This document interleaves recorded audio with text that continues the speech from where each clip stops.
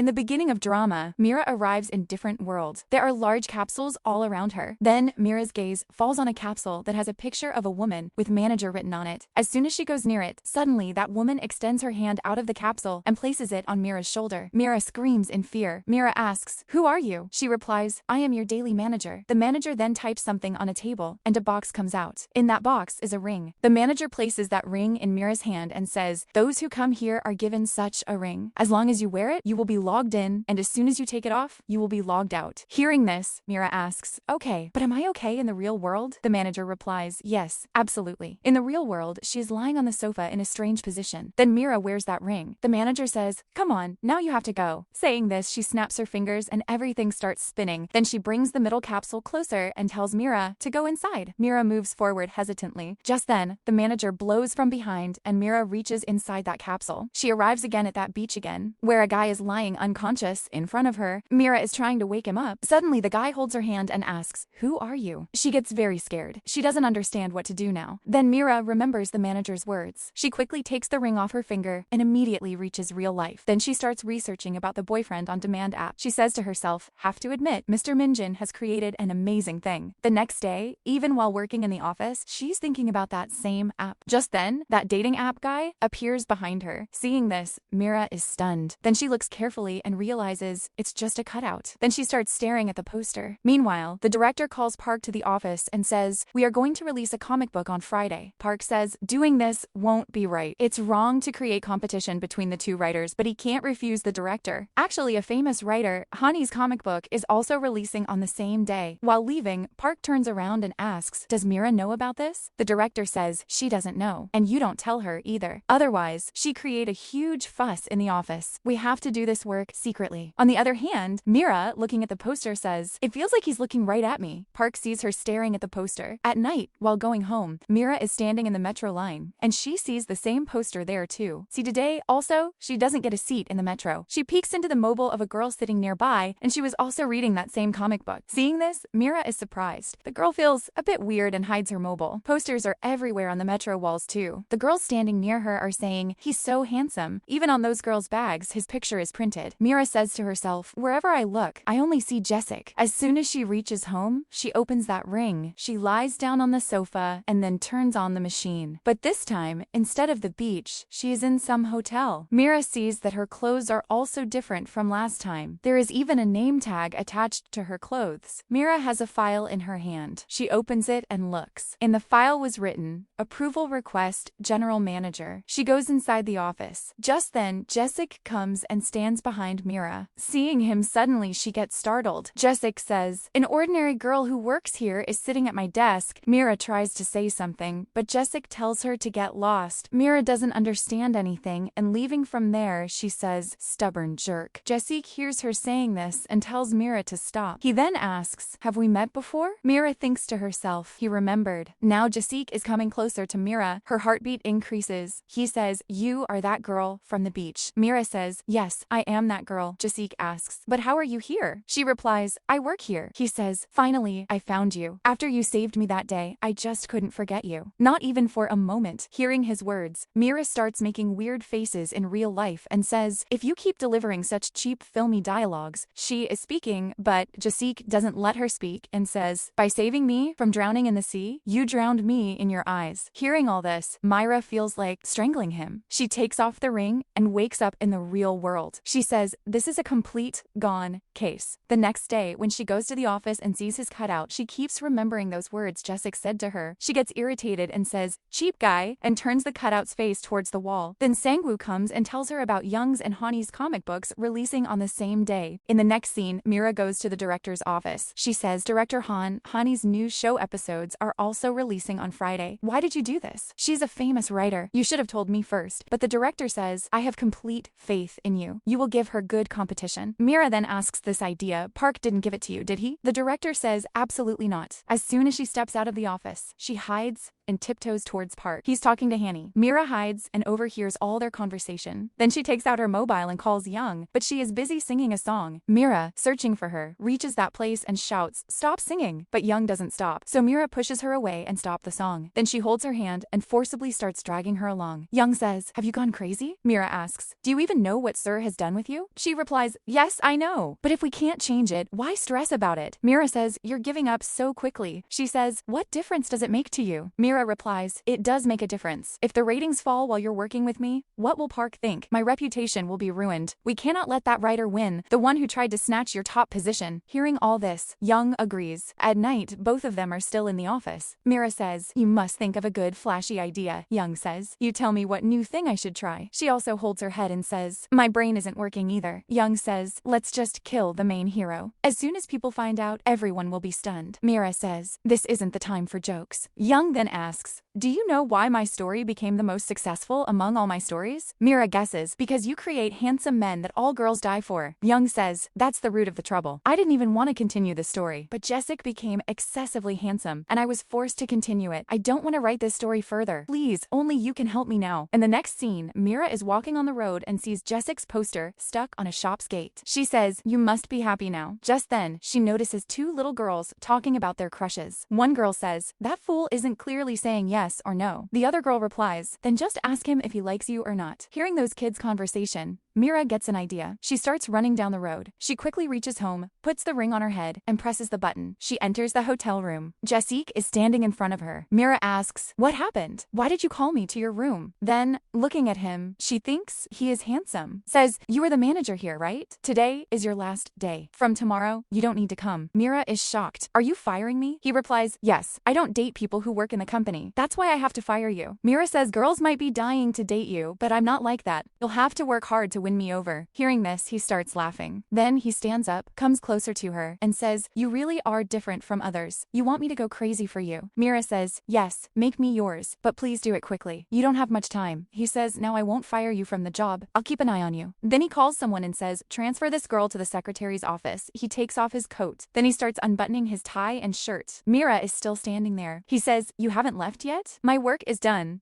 Just then, a large bubble appears in the air, and she gets transported to another place. Along with that, her clothes have also changed. Just then, a car stops in front of her. The driver opens the door, and Mira sits inside. She sees that a girl is already sitting in the car. That girl says, "I am the chief secretary to the general manager and handle all his work. My name is Choi Minji. You must know that getting a secretary's job in CI Group isn't easy. You have to go through a lot of struggle. You got into the office because of the general manager, but you'll still have to give a job interview to prove yourself." Then Minji starts asking questions. She asks, "What do you like to eat the most?" Mira replies, "I love non-veg." She writes down her answer. Then she asks, "After you get a boyfriend, what kind of date would you like to go on?" Mira asks, "What kind of interview is this?" Then she realizes that these questions were written by Jessic. Just then, Minji gets a call from Jessic and he dictates a few more questions. After the call ends, then Minji takes her to the boss's cabin. As she goes inside, Mira is stunned. His entire office is filled with red flowers. She asks, "What is all this?" He replies, "Flowers are the best way to impress women." Smiling, she takes out one rose, goes to him, and says, "Now what are you going to do next? You must have planned something, right?" He replies, "I'm going somewhere right now. Come with me." Hearing this, she becomes happy. They go to eat food, but Mira doesn't enjoy it there. She says, "Is this all you will do for me?" Just then, Jessic gestures to the chef, and they fill the table with tasty food. He says, "I thought let's have something to eat before going on the date." Mira, like a child, runs and tastes everything. Then they both go to the mall. Mira asks, "Why have we come here?" He says, "Now that you're going on a date with me, you should have good clothes." After seeing the whole collection, she likes a purple-colored dress. Then he gifts her a diamond necklace. Today, Mira is very happy. Then he takes her to a mansion, where both come dressed like a king and queen. Mira thinks to herself, "I realize this is not your typical cliché romance." Suddenly, she takes off her ring. In the next scene, she is knocking on Young's door. Young says, "Why are you bothering me so early in the morning?" Mira excitedly says, "I've found it. I've got it." Then she enters her house and says, "I know what to do with Jessic. We'll have to start from the very beginning. You said that Jessic is extremely handsome and can fulfill a girl's every wish." Young says, "But you were the one who said all this is cliché and cheap." Mira replies, "I was wrong.